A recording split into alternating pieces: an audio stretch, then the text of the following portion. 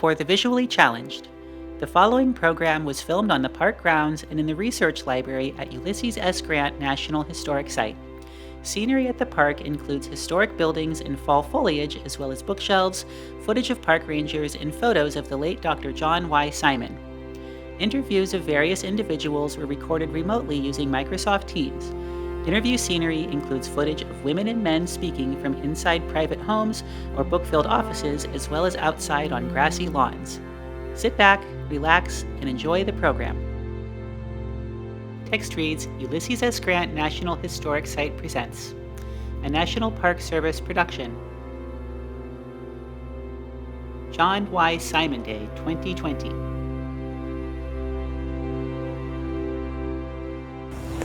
Welcome to Ulysses S. Grant National Historic Site's annual John Y. Simon Day. I'm Julie Northrup, Program Manager of Interpretation, Education, and Volunteers. I'm greeting you today from the park, and behind me is the historic house that we call Whitehaven. It's a beautiful day here at the park, and we wish we could all be together for this event. But we hope that you will enjoy the virtual program that we've put together for you. Many people contributed to this program, and we appreciate everyone's contributions.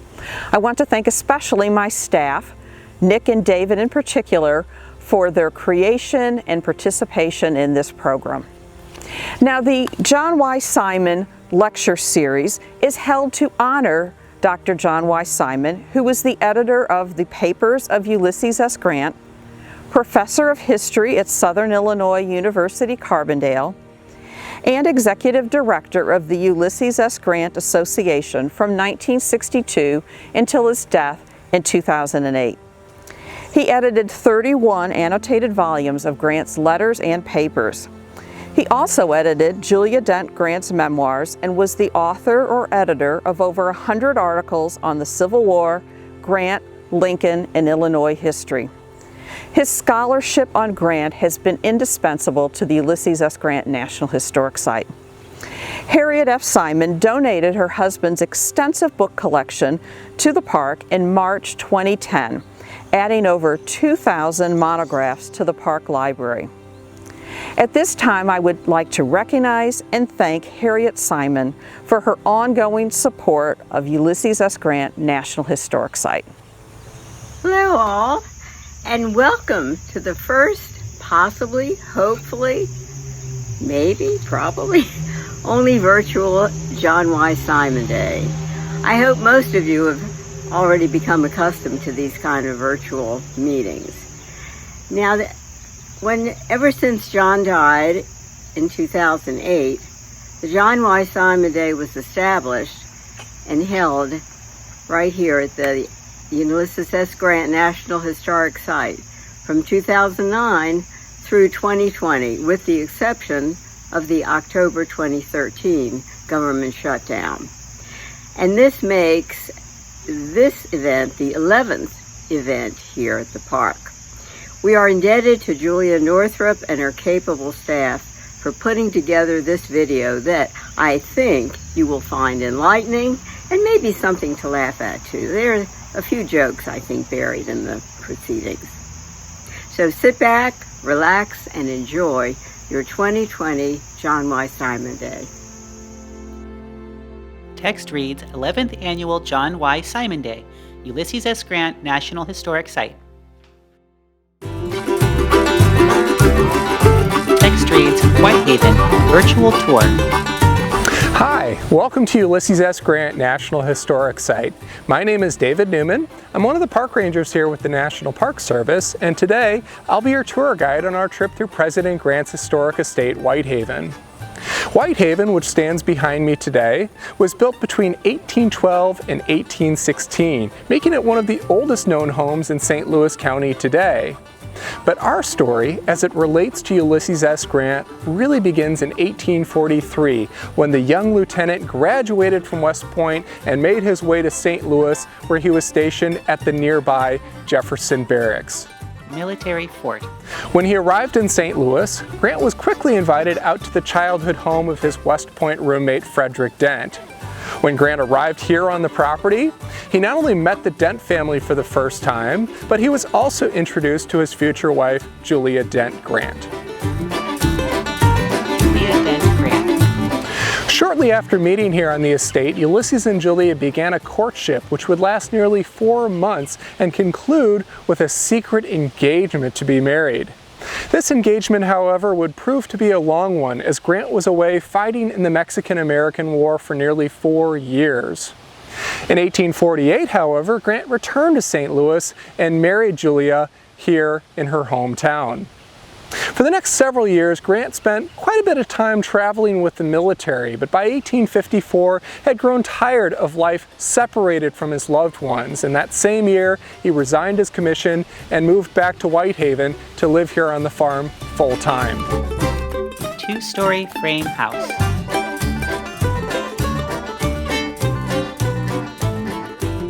For the next 5.5 years, Ulysses Grant lived in St. Louis with his family, primarily here at Whitehaven with his in-laws.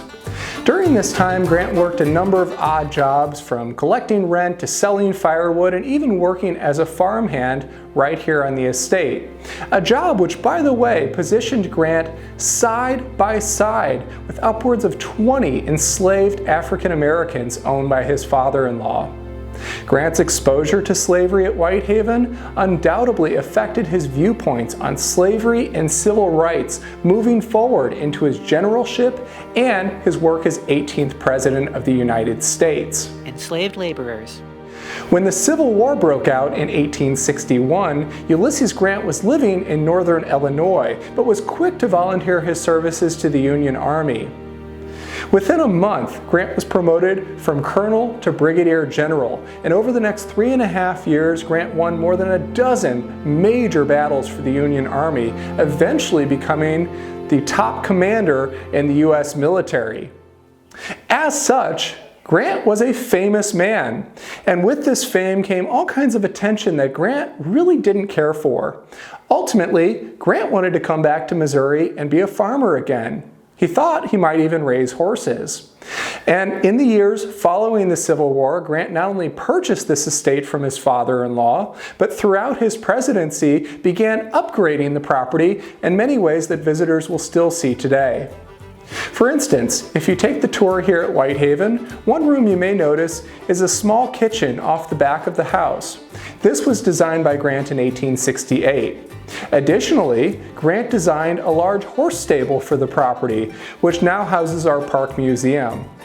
On top of that, in 1874, Ulysses and Julia pick out the color that we see on the outside of the house today. It's a color known as Paris green, which, believe it or not, was very popular at the time. Now, the Grants make all of these changes thinking that they're going to come home and retire here. But after 8 long years in the White House, their children had all grown up and moved away. 3 of his children ended up in New York and New Jersey, and when his daughter moved to England, he and Julia reconsidered their plans to move back to St. Louis and instead moved to New York City, where they retire. Despite this, Grant and Julia do continue returning to the estate and actually visit here 6 documented times as President and First Lady. Our hope for visitors today is that you get a little sense of what it might have been like to be Ulysses or his family returning to this place they called home after so many years of being away. We hope you've enjoyed today's tour through President Grant's historic estate, Whitehaven. And if you'd like to learn more, I highly encourage you to visit us online at nps.gov/ULSG. There you'll find essays and stories and even articles about the people who lived here at Whitehaven. Again, thank you so much for watching and have a great day. Text reads, National Park Service presents Whitehaven, a virtual tour, filmed by David Newman. Music, Still Tickin' by Kevin MacLeod. Ever Mindful by Kevin MacLeod. Which is courtesy of Library of Congress, Ulysses S. Grant National Historic Site,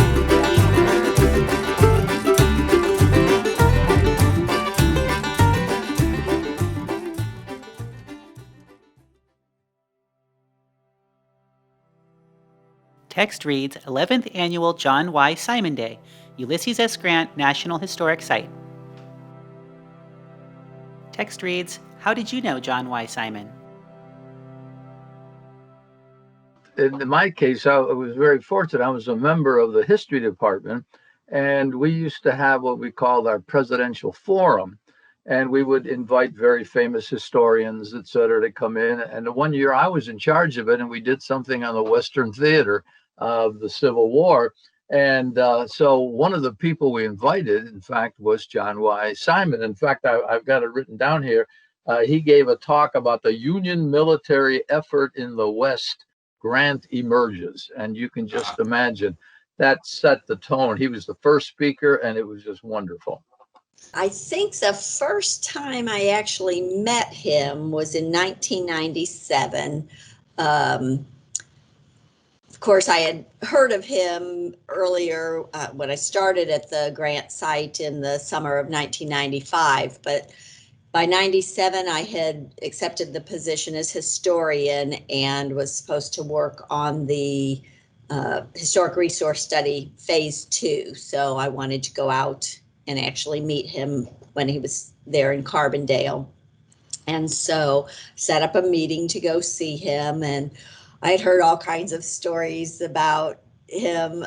So it was a real pleasure to actually get to meet him in person. He kind of a funny story when I first met him, when I went out there, one of his first questions for me was I one of those Grant groupies? And I said, well, what do you mean, Grant groupie? He said, well, it seems like all these other women who study Grant are just in love with him. And he said, I just don't understand it. And so I assured him that I was, doing all I could to learn everything about Grant, and I certainly admired him, but no, I wasn't in love with him. And so he seemed satisfied from that point on. I did first meet John Y. Through the former president of the Grant Association, Ralph G. Newman, and we became fast friends because of that engagement. I'm Tamara Smith. I knew Dr. Simon from 1977 to 82 as one of his graduate student researchers, working on papers, the papers of Ulysses S. Grant, volumes 6 through 12, and knew him ever after as one of my best friends.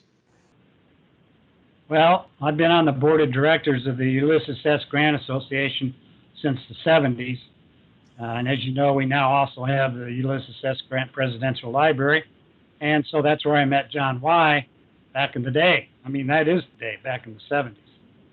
Well, back then, as it is now with John Marszalek, if the name Grant comes up, anybody has a question, they're going to send it to the executive director. And that happened to be John for what, so many years, 30, right. 40 years.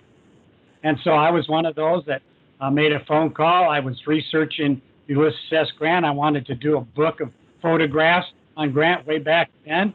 And so I contacted John at Southern Illinois University.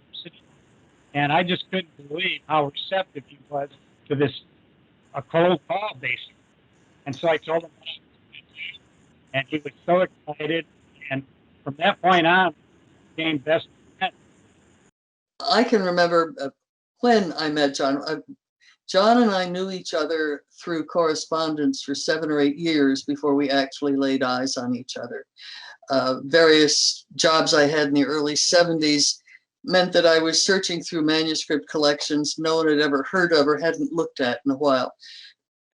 And every time I found a Grant document that I thought might have escaped his attention, or a Madison document, or Adams sent notes to all of the editors. And so John thanked me and we got to know each other a little. I went to work at the Adams papers, couldn't help him there.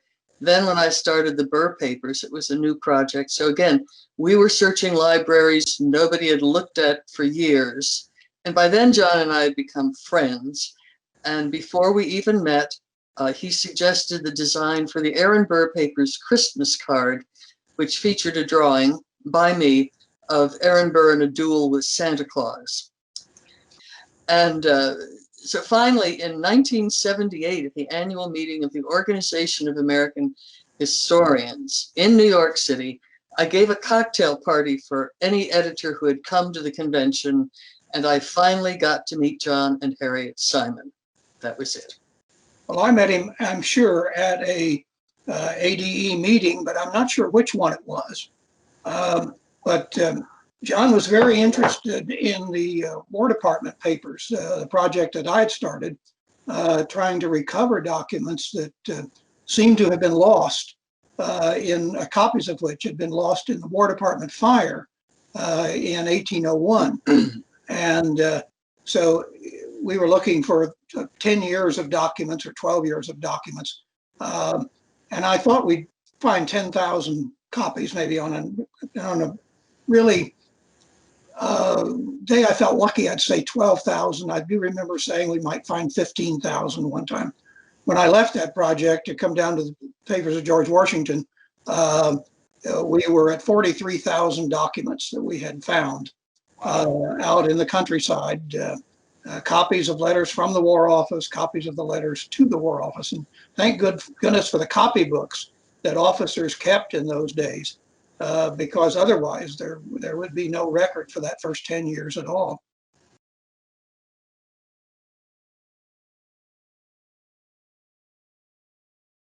To know John Y. Simon is to know a very special individual, as you know, because you never know what he was going to do. One of the things that I most remember about him is I first met him when he came to Mississippi State. I forget what year it was, 2001. That's right, 2001. And at that time, I had known him already, some from other meetings, etc. But the thing that you never will forget is if you have a breakfast with John Y. Simon, and he would come in and his plate would just be covered with bacon, basically. And he would look, and everybody would look and say, "Oh my." And he would say, "Well, you know, a lot of people think that's bacon, but that really isn't. Those are my vegetables." And he would make that point. The other thing that I really remember about him, and it had made such a big impact on me and had a big impact on the students, was when he came to that presidential forum. He was the first speaker. And it was a big auditorium, and there were 200-300 people. I can't remember how many, but a lot of people there. And he strode across the stage as only John Y. could. And he got behind the podium, and he looked over the podium and to all those people that were going to be listening to him. And I think he sensed, and either from a question or questions from the audience, that they were still infatuated with the South's lost cause. And he literally puffed himself up.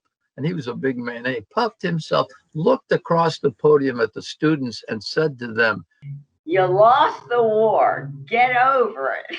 And I thought, I sort of wanted to squirm down in my seat. You know, I could envision watermelon and tomatoes being thrown at him. Of course that wouldn't happen, but they loved it. They took it in good spirit, you know. So you kind of never knew. You weren't quite sure what would come out of John's mouth sometimes. It added a little zest and uncertainty to things, you know, definitely. Well, there's this silence, and you go, "Oh," you can always hear, and then they start applauding. And they started laughing and cheering, and John set the tone. He had him in the palm of his hand, and we never forgot that. And afterwards, I had people come up to me and say, "I'll tell you what, if you ever have another one of these things, be sure John Y. Simon's been invited." And I think the way he did it, it was in such a way, it wasn't uncivil, it wasn't angry, but it did bring a very large laughter from the audience that was hearing him. I should have dropped hints to John in mail that I was dating someone seriously. And he had said years before that he really felt that if I ever married, it should be someone with a history of combat experience. And Ted had done 2 tours in Vietnam. So I wrote John, I said, "Really, I'm pretty serious about this guy, and he's somebody you know, and he does have combat experience." But never told him Ted's name. And finally, we took a snapshot friends had taken of us at a restaurant in Providence. And we used a method that was employed in America in the State Department and the Navy Department. If you had a document like a ship's passport, a section at the bottom was cut out with a carved mark. And for identification purposes at the end of the voyage, the passport could be matched with that carved, detached little slot. So we carefully cut around my picture in the photo, and you can see a man's hand on my arm, but no trace, and sent this to poor John saying, "Here you are, John. It's getting serious." And there was at the ADE meeting in that fall, Ted went to the meeting, I didn't, and we set this up with friends who knew all about it. One friend was poised with a camera while Ted presented John with the missing part of the photo. And an envelope which he had to open.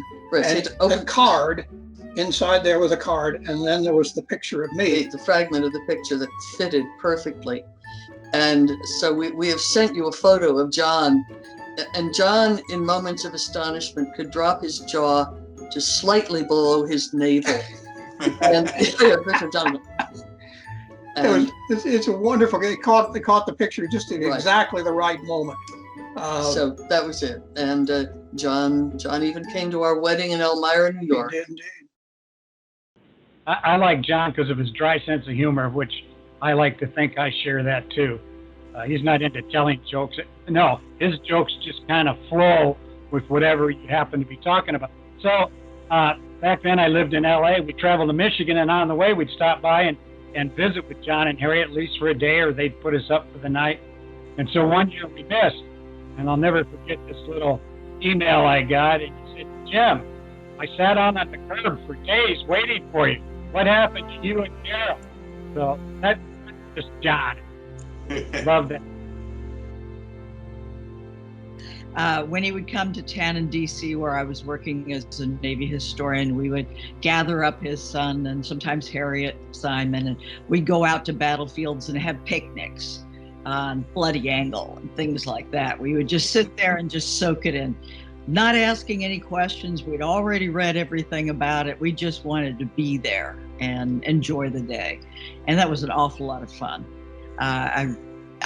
He had an encyclopedic knowledge of everything, not just the Civil War.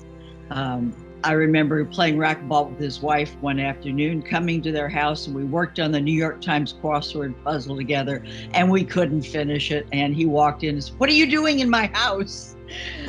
He took their students on as a family, and we really still feel a part of the Simon family. I would wish everyone have a boss like that when they start out in their chosen field. Text reads John Y. Simon, 1933 to 2008.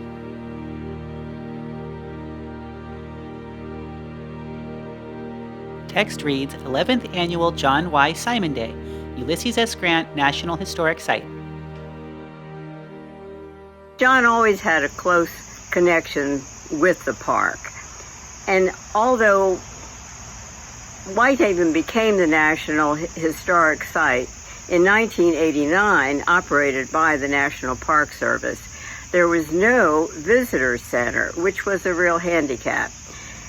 So Pam invited John and several historians in the field of women's history, Civil War history, and Missouri state history to prepare a visitor center that would include all those fields and show Grant in the context of his time. Luckily, I had a chance to tag along and sit in on the meetings, which was really fun. So that's how the visitor center came about. I have to add a personal footnote. We were always glad, John especially, that St. Louis had been chosen as the National Historic Ulysses S. Grant site, not only because it was the location of Whitehaven, but because of its proximity to Carbondale. It made it much easier for us. 1 month after John's memorial service in 2008, we discovered we had a giant mildew problem in the home, which was going to require extensive renovation. So the study had to be completely evacuated, which means moving all the books out. And luckily, a good friend of ours, Dan Jones, who at that time lived in a very large home in Carbondale, volunteered to take them. So we went through the books. We put aside ones I wanted to keep with inscriptions or signatures, and Dan took the rest of them. And now, when it was time to bring the books back into the house, I wondered what was the point of that. What I wanted to do was donate them to an institution that would really make good use of them, and people could use them. And I know that the Grant Association had approached her and said, you know, they would be happy to take it down at Mississippi State as part of that collection.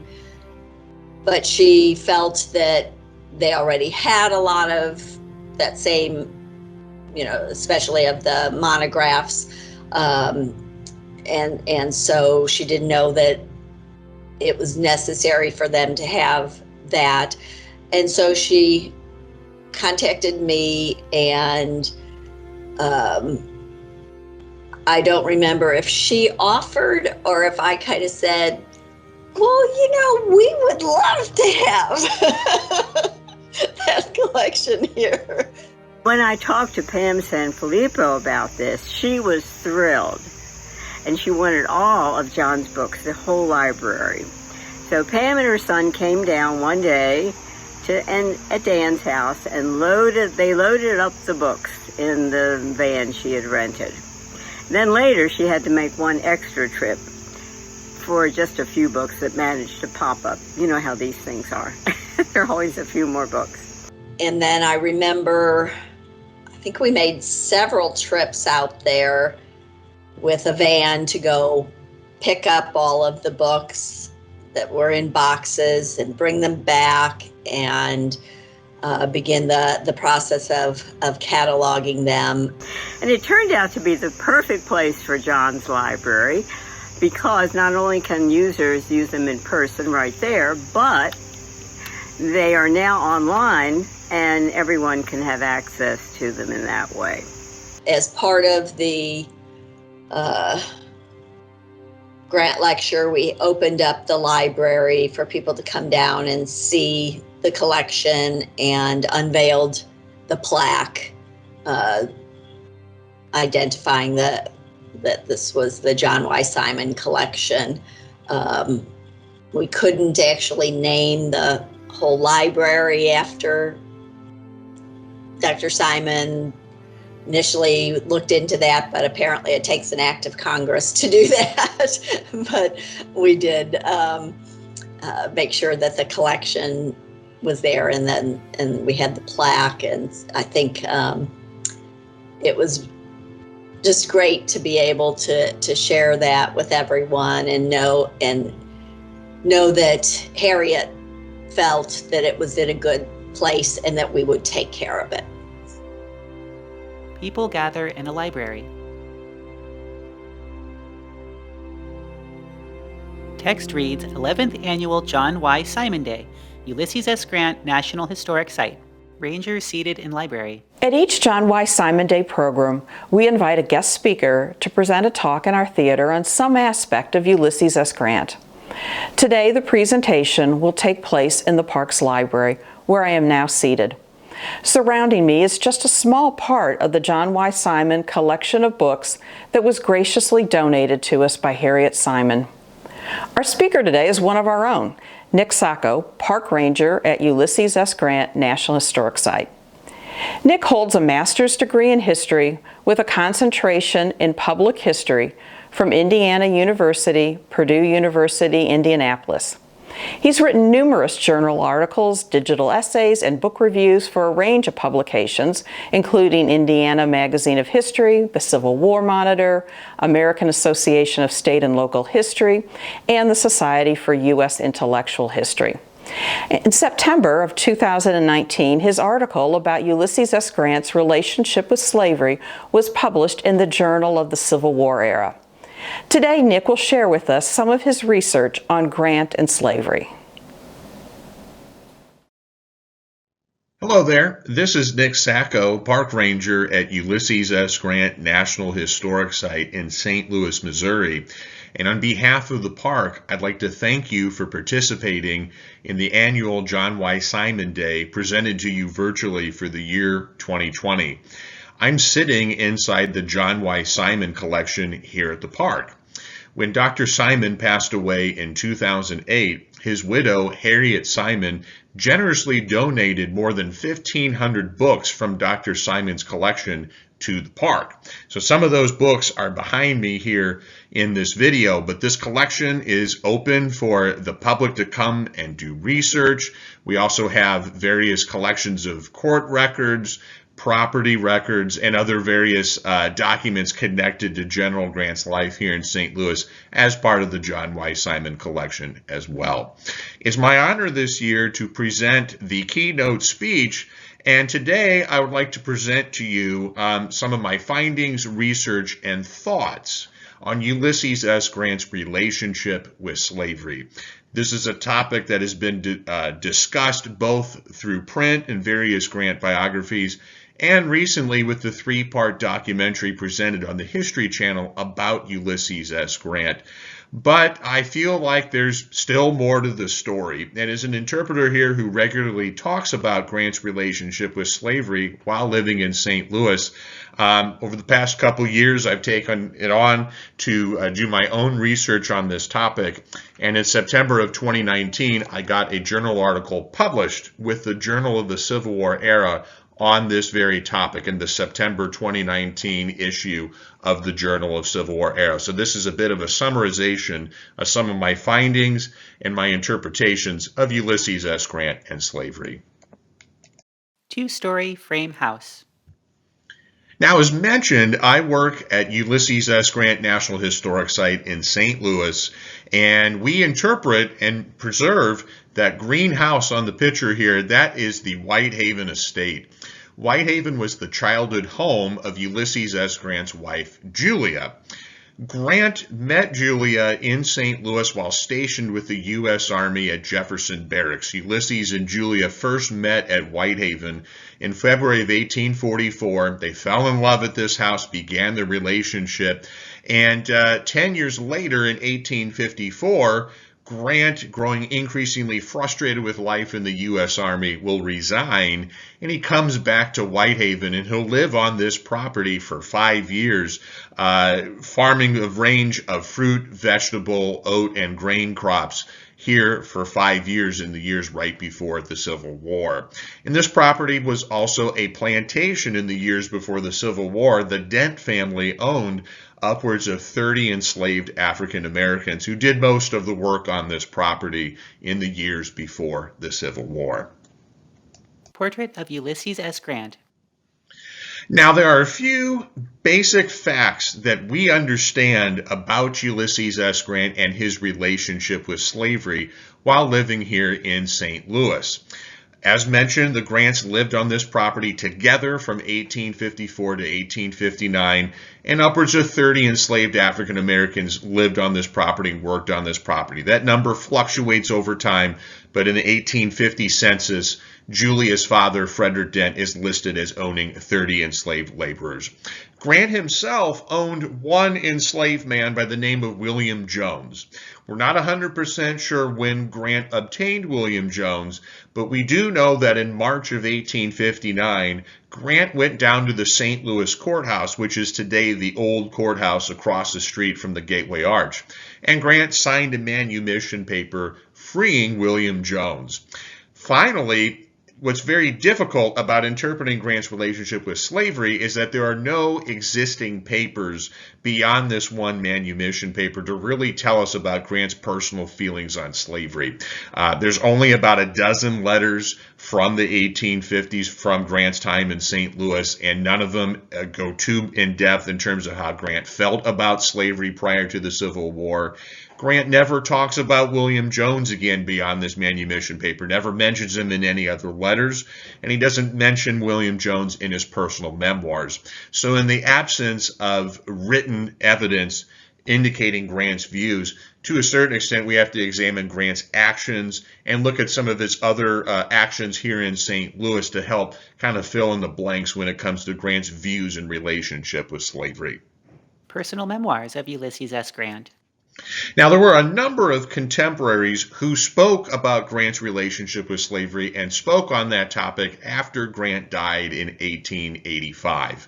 For example, a woman by the name of Louisa Boggs, her husband Harry Boggs was a cousin of the Dent family. And while Grant lived here in St. Louis, that last year they were here in 1859, Grant, for a brief period of time, went into real estate with Harry Boggs, and the two of them worked together in downtown St. Louis. And we also know that Louisa Boggs occasionally visited with the Grant family, and for a brief period of time during the Civil War, she actually helped babysit the Grants' 4 children when they were here in St. Louis at the beginning of the Civil War. In any case, Louisa Boggs was interviewed twice about her relationship with the Grant family, and in both cases she said that she believed that Grant was not cut out for life on a slave plantation, that he was not hand to manage Negroes. He was too nice to the enslaved laborers here at Whitehaven, and as such, it may have indicated an anti-slavery belief or an anti-slavery opinion on Grant's part because he just wasn't cut out for life here in St. Louis. Mary Robinson was an enslaved laborer here at Whitehaven. She was one of the cooks who lived on this property, and the day after Grant died in 1885, she was interviewed by a St. Louis paper and likewise also talked about Grant and his experiences here in St. Louis. Interestingly enough, Mary Robinson argues that Grant, at one point during his time living at Whitehaven, said at the dinner table that if he had the power, he wanted to free 4 enslaved laborers that were owned by his father-in-law, Frederick Dent, and were sort of gifted to Julia for her benefit. Dan, Eliza, John, and Julia. And Grant said in this dinner time conversation that if he had had the power to do it, he would free those enslaved people. According to Mary Robinson, this is what happened when Grant lived here in the 1850s. But we do have to be careful and take this interview with a grain of salt. She was interviewed the day after Grant died.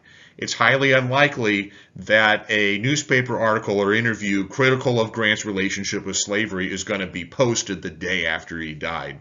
And of course, there's a white newspaper editor who is going through Robinson's comments and editing those comments. So to a certain extent, we're also getting the views and interpretation of the interviewer who was speaking with Mary Robinson the day after Grant died in 1885.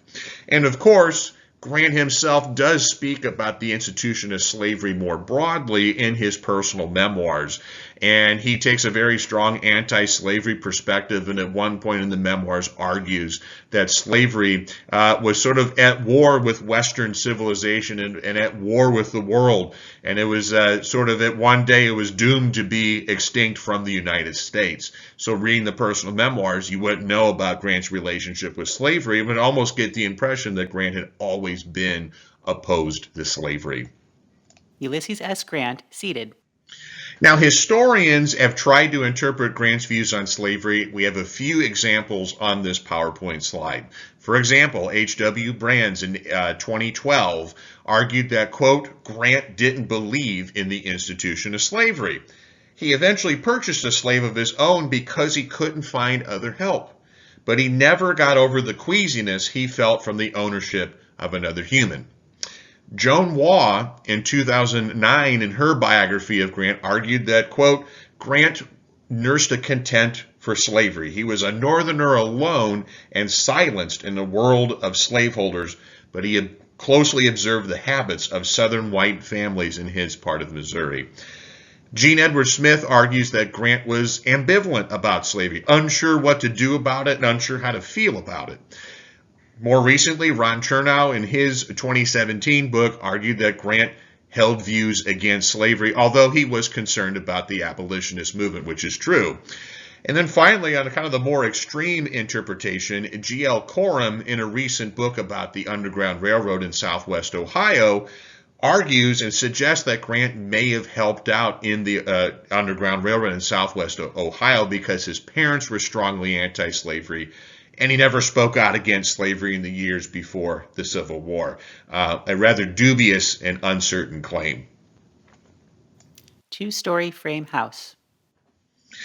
So it's important to remember that when Grant moved to Whitehaven in 1854, there are a multitude of factors that are in play. Grant certainly misses his family, his wife Julia, and at that time there were 2 boys at Whitehaven. The youngest, Ulysses Jr., was 2 years old and had never seen his father before. And Fred Grant, the oldest son, when Ulysses arrived at the front door, he didn't even recognize his father. So moving to Whitehaven is in part for family motivations and an anxiousness on Grant's part to get back to his family. But there's also an economic motivation too. Grant certainly wouldn't have come to Whitehaven if he didn't think he was going to make money and succeed on this property. William McFeely's biography from the 1980s makes an interesting argument that Grant in some ways may have wanted to mimic his father-in-law's Southern lifestyle by moving here to Whitehaven. This property was 850 acres at the time.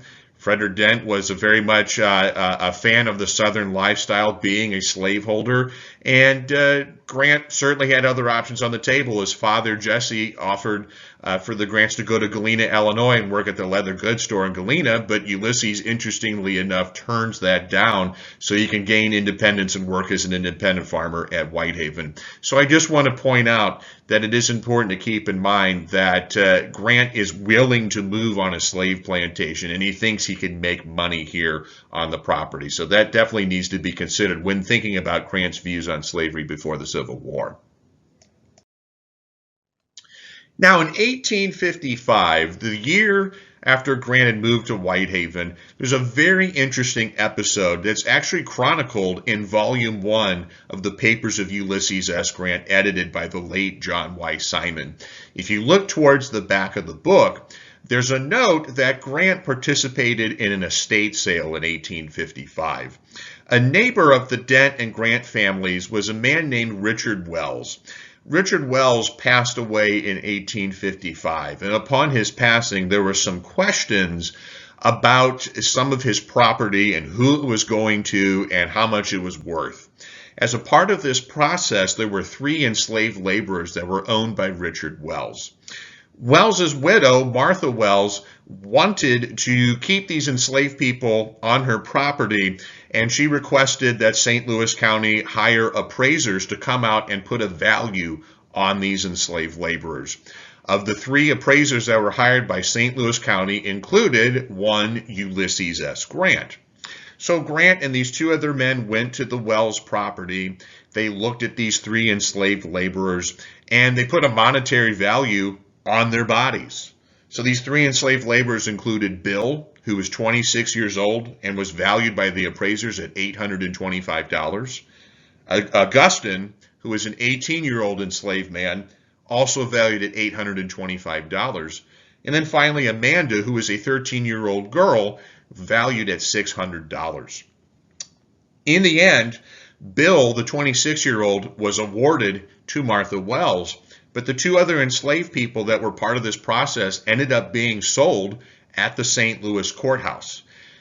This image here on this PowerPoint slide is an ad from the Missouri Republican, a notice of Augustine's sale at the St. Louis courthouse. So this newspaper article says, quote, "Negro boy at public sale.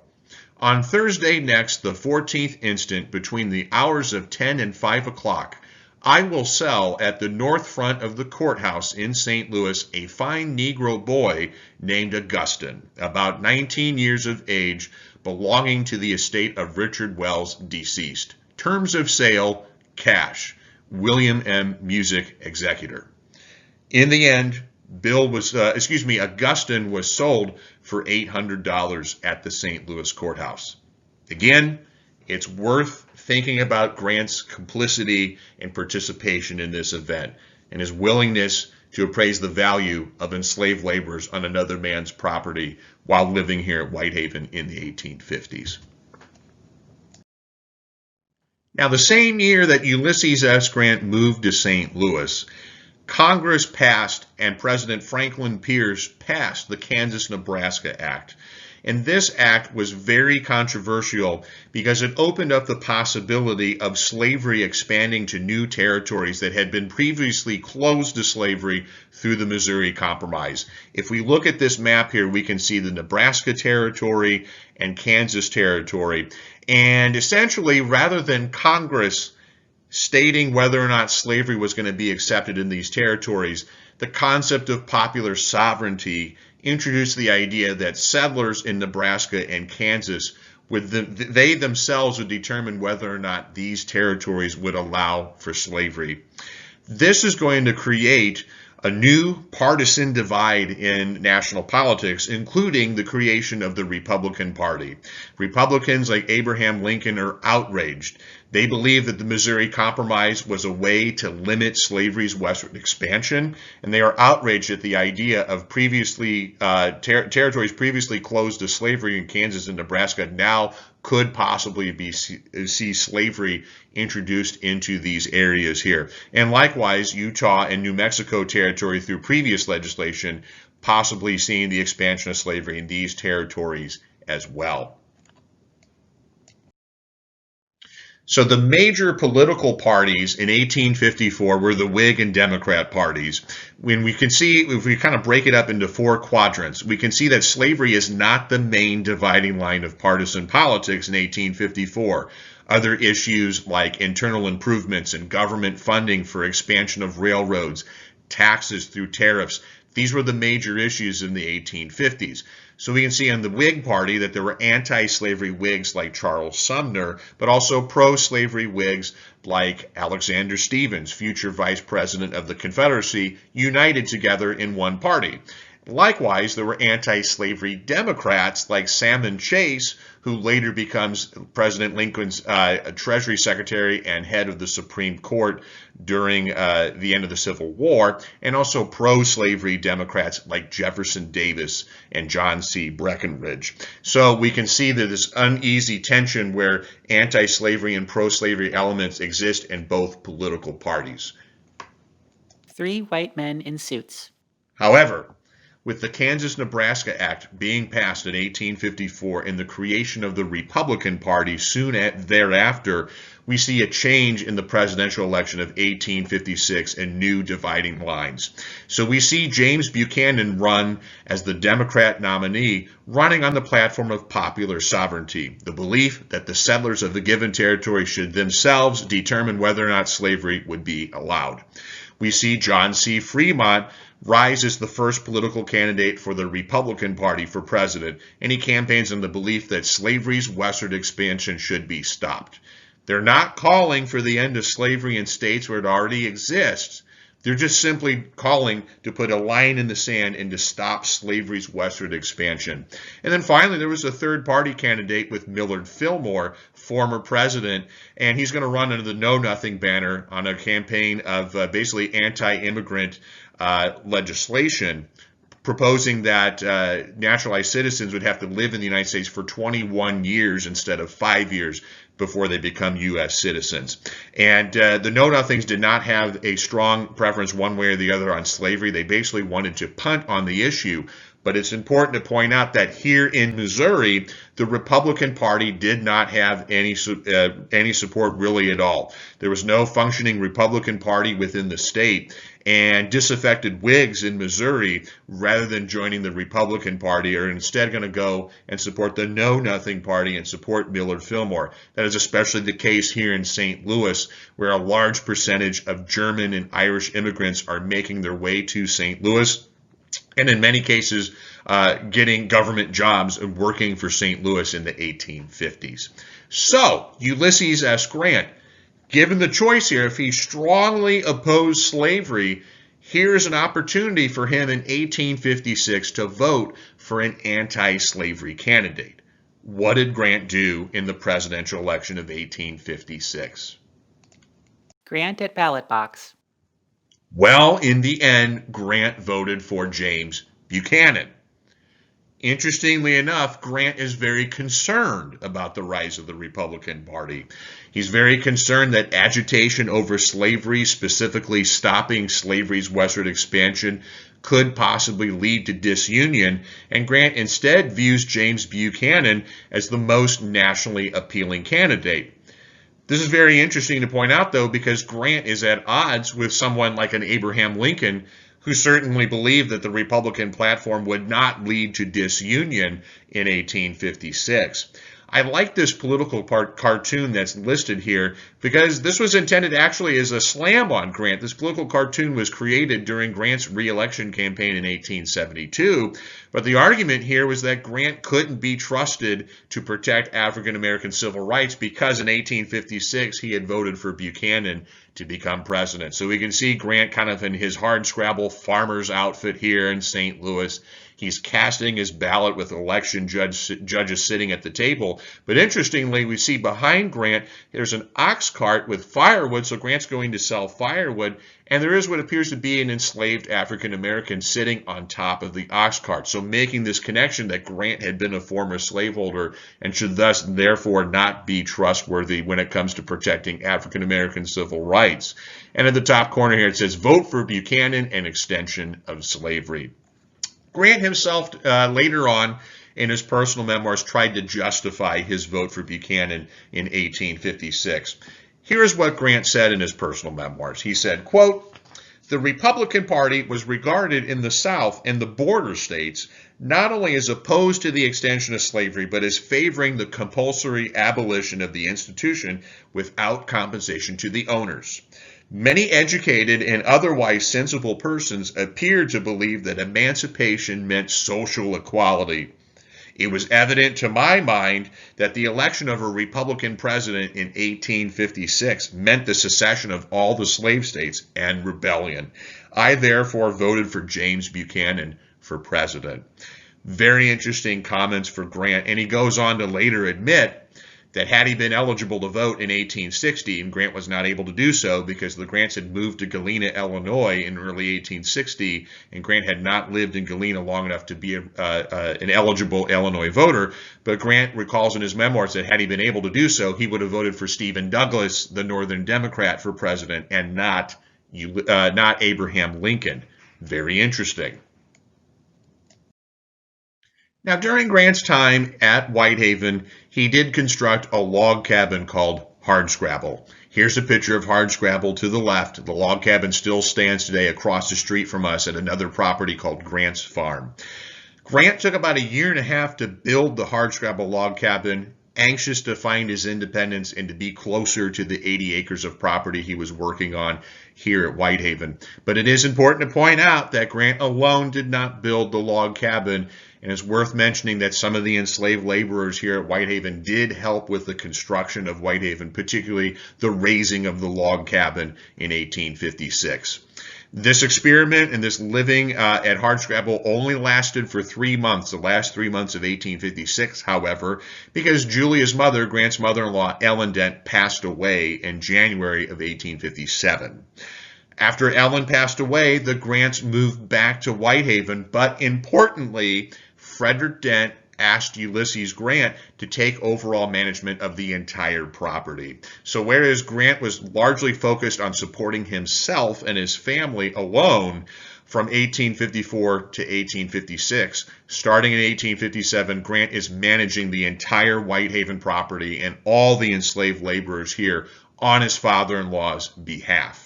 It's interesting to think about that, and it's also interesting to note that the famous Dred Scott decision, which had started here in St. Louis, only 12 miles away from Whitehaven, was likewise decided in 1857. And this famous case declares that African Americans could not be considered United States citizens, whether free or enslaved, and it also said that any sort of restrictions on slavery's westward expansion were unconstitutional, whether it was from Congress or from the settlers themselves through the Kansas-Nebraska Act. Unfortunately, Grant himself never speaks on the Dred Scott decision during his time at Whitehaven, but it's nevertheless interesting to see that as that decision is being handed down, Grant is increasing his relationship with slavery by managing the entire property. Fairly recently, the park made an interesting discovery about Grant's relationship with slavery. There's a letter from 1858 in which Grant writes his sister Mary and explains that he had hired out 2 enslaved African Americans from other slaveholders in the St. Louis area to assist him on the Whitehaven property. For many, many years, we were not able to identify who those 2 enslaved African Americans were that had been hired out from other properties. However, a few years ago, Andy Hahn, who is the president and director of the Campbell House Museum in downtown St. Louis, was going through the records of the estate of Frances Sublette, who was the widow of a famous fur trader here in St. Louis. And when Frances Sublette died in 1857, as part of the estate sale, one Ulysses S. Grant went downtown and ended up hiring a man named George. We can see in this record here, I've highlighted with the red square that Grant had hired out George for a sum of money for 1 year, for the year 1858. So this is one of the 2 enslaved men that had been hired out here on the Whitehaven property. Once again, sometimes argued by historians that whenever Grant had the chance, he would hire free blacks to serve here and work at Whitehaven. Not necessarily the case, as we can see with this record here. And of course, it's already well known that Ulysses Grant did own William Jones for part of the time that he lived here in St. Louis. The picture on the left is a picture of the St. Louis courthouse in the 1850s, and to the right of that is the manumission paper that Grant signed in March of 1859. It is important to point out that whether Grant acquired William Jones from his father-in-law for money, or whether he was gifted William Jones, whether he owned Jones for several years or just a few days, it is important to mention that this is a courageous move on Grant's behalf to free William Jones. He certainly would have made a profit by selling William Jones. Jones was 35 years old, a prime field hand that would have gone for $1,000 or $1,500 on the market if Grant would have sold him. And it's important to point out that other presidents in American history who owned slaves never freed any of the enslaved property. So in this sense, it is courageous for Grant to go and take this step. However, it's important to point out that Grant still continued to benefit from slavery even after owning William Jones. In 1859, when Grant moves to St. Louis, he gives up farming and tries to support his family through other means and other jobs. Those 4 enslaved people that were gifted to Julia that I mentioned earlier, Dan, Eliza, John, and Julia, they came with Julia Grant and they lived with the Grants in 1859 in downtown St. Louis. So even after William Jones is freed, the Grants are still benefiting from the enslaved labor of these 4 enslaved people in 1859. And in 1860, when the Grants left St. Louis and moved to Galena, Illinois, the Grants chose to hire out these 4 enslaved people to others in the St. Louis area. So they did not get their freedom. And instead, Ulysses Grant is going to work to hire out these enslaved laborers to other people on behalf of his father-in-law. So once again, courageous for Grant to free William Jones, but we have to put that in context and take it with a grain of salt, given that the Grants are still benefiting from slavery in the 1850s.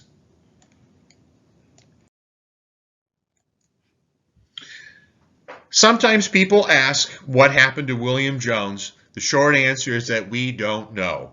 However, I did research several years ago and I found in the 1860 city directory for St. Louis that there was a listing for a William Jones Colored as having lived in downtown St. Louis in the year 1860. He lived on Myrtle Street, which is now part of the Arch Grounds in downtown St. Louis. Kind of hard to see here, but this is a map of 1857 and the red square is 100 Myrtle Street, where this William Jones Colored was living in 1860. Is it the same William Jones that Grant freed in 1859? We're not 100% sure because there's no census listing for a William Jones colored in the 1860 federal census. But nevertheless, interesting to consider that Jones may have lived in downtown St. Louis among the free black community in St. Louis. There was 1,500 free African Americans living in St. Louis at the time of the Civil War. And it turns out that Jones is one of 6 free people of color living in this particular household in 1860. Grant leaning on tree. When the Civil War broke out in 1861, Ulysses S. Grant initially believed that the war would be a short conflict, that the Confederates would fold fairly quickly, the rebellion would be shut down, and the Constitution would be preserved as it was. Grant was very concerned about alienating Confederates. He wants to bring white Southerners back into the Union. And we can see through some of his early comments that Grant is strongly opposed to a war to end slavery. He does say in a famous letter, quote, "In all this I can but see the doom of slavery." That is a famous letter from the beginning of the war. However, there's other letters that need to be added for this context here. So for example, to Julia Grant on May 6th of 1861, Grant wrote, quote, "The worst to be apprehended at this time is from Negro revolts. Such would be deeply deplorable, and I have no doubt but a Northern army would hasten south to suppress anything of the kind." So Grant is saying not the biggest concern is not a war with white Southerners, it's the possibility of slave insurrection caused by disunion after President Abraham Lincoln's election. In a letter to his father, Jesse Grant, the same day, Grant said, quote, "The Negro will never disturb this country again. The worst that is to be apprehended from him is now. He may revolt and cause more destruction than any Northern man, except it be the ultra-abolitionist, wants to see.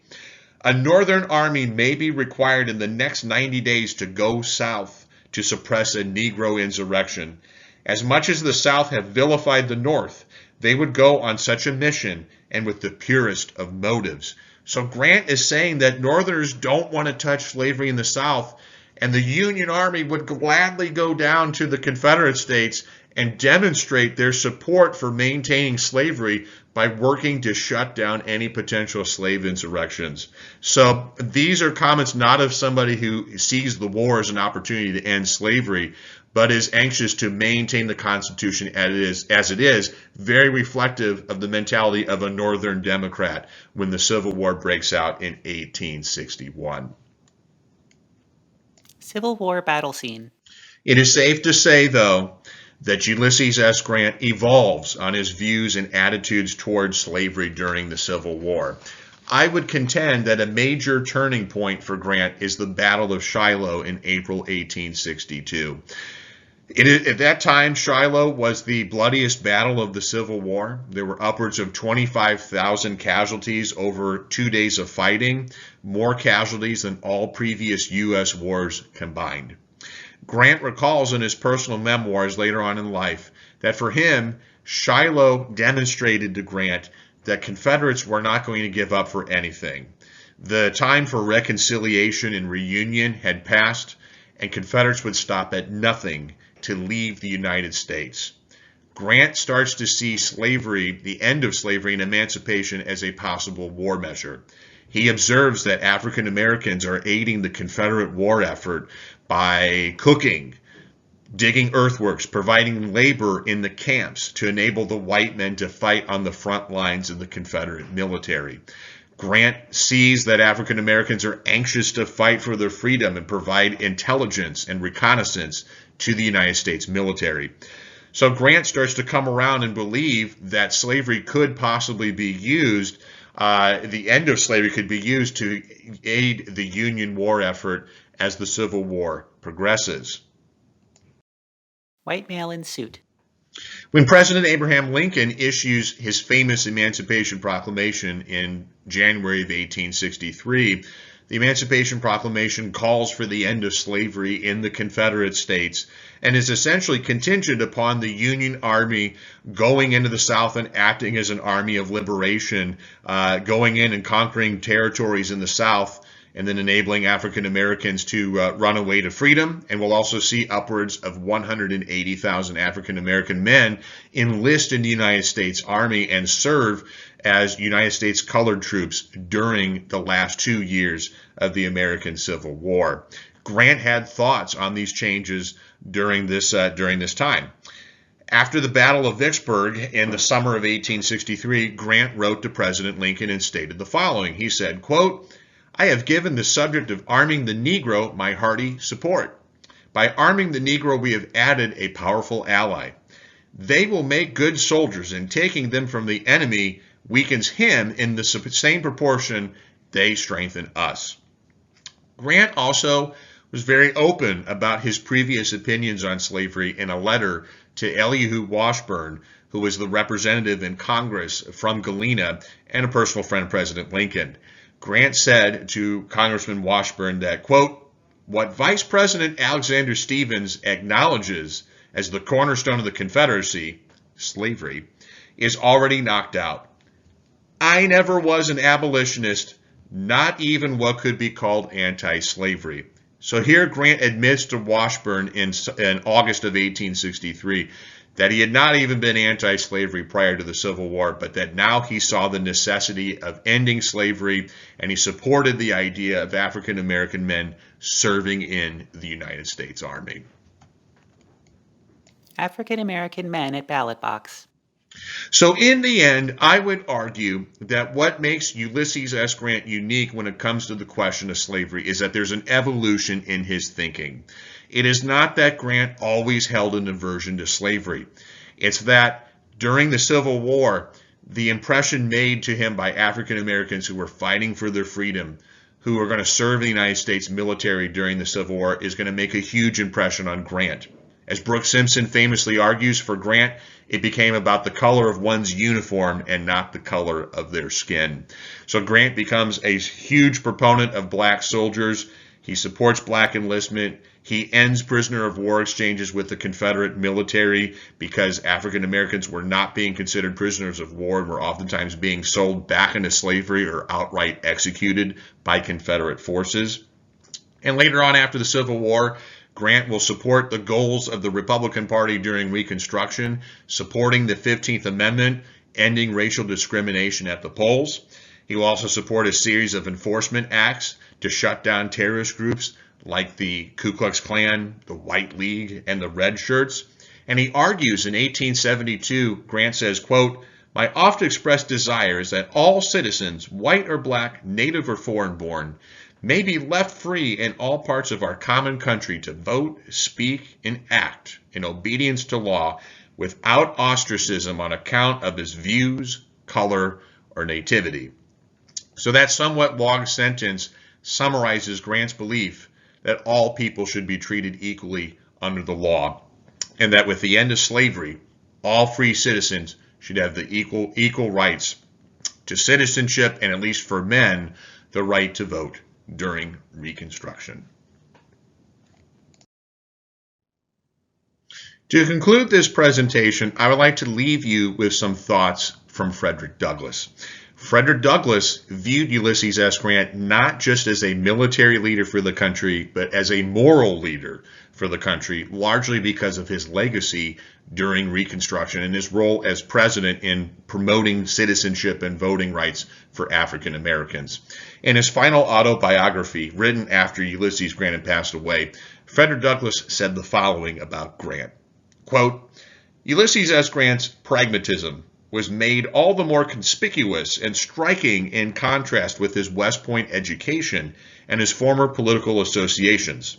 For neither West Point nor the Democrat Party have been good schools in which to learn justice and fair play to the Negro." So here we see Frederick Douglass arguing that Grant's previous life before the Civil War, his connections with the U.S. Army, which were not always friendly to African Americans, his associations with the Democrat Party, and his previous slaveholding here in St. Louis, all led to the idea that Grant may have been hostile to African Americans during Reconstruction. But the changes brought by the Civil War, Grant's pragmatism, his open-mindedness, his willingness to change, instead leads Ulysses S. Grant to be one of the greatest leaders for African American civil rights during the Reconstruction era after the Civil War. So that's one of the big lessons I think we should take away from Grant. His political evolution, his previous connections to slavery to then becoming a huge proponent of civil rights, and the idea that no other political candidate in the 19th century received more votes from African Americans than Ulysses S. Grant. So that's about it for this presentation. Thank you so much for watching.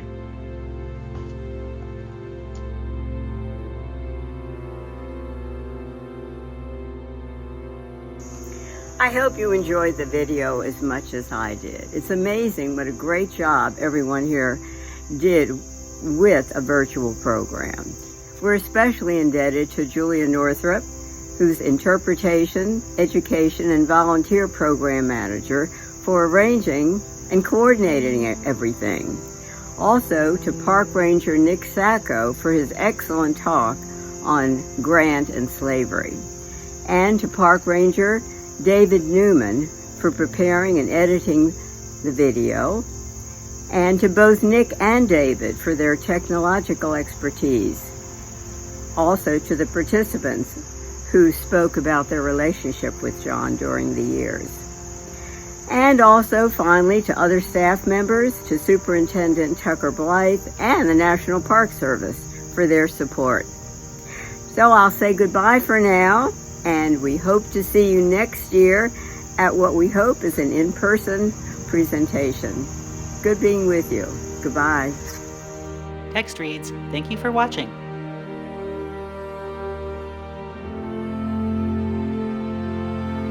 Text reads, Teddy Bear Waltz and Ever Mindful by Kevin MacLeod.